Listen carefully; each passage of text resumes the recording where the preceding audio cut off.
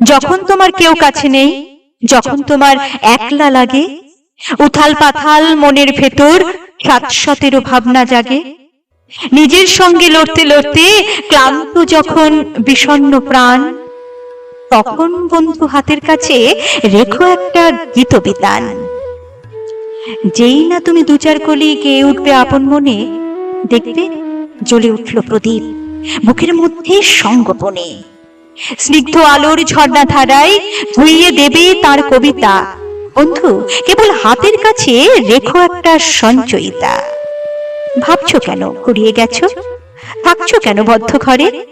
ফুটবে গো ফুল ফুটবে তোমার সকল কাঁটা ধন্য করে। বুকের মধ্যে এগিয়ে চলার মন্ত্র পাবে।